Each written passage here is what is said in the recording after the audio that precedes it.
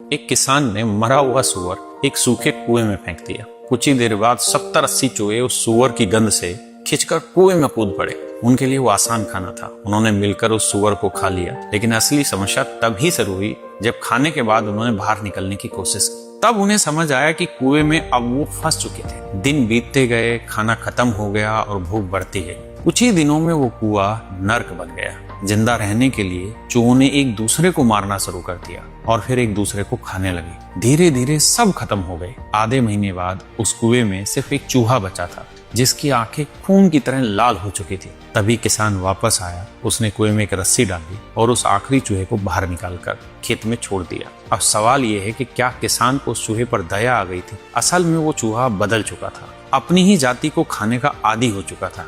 इसलिए वो अब अनाज नहीं खाता था। वो खेत में जाते ही पागलों की तरह चूहों को शिकार बनाने लगा। और यही है असली खेल। इसे कहते हैं डिवाइड ट्रैप, जहां ऊपर बैठे लोग खुद कभी नहीं लड़ते, बस ऐसा माहौल बना देते हैं जहां नीचे वाले लोग आपस में लड़कर एक दूसरे को खत्म कर देते हैं। और सच ये है, बहुत से लोग पूरी जिंदगी दूसरों को हराने में लगा देते हैं, लेकिन उन्हें कभी समझ नहीं आता कि वो खुद किसी और के खेल का हिस्सा बन चुके हैं। इसलिए किसी और के बनाए जाल में मत फंसो, और अगर कभी फंस भी जाओ तो लड़ो मत, बाहर निकलने का रास्ता ढूंढो। ये आप समझ सकते हैं मैंने किस कॉन्टेक्स्ट में बनाई। अगर आपको ये समझ आई तो आप बताइए मैं किस रेस्पेक्ट में बात कर रहा हूँ।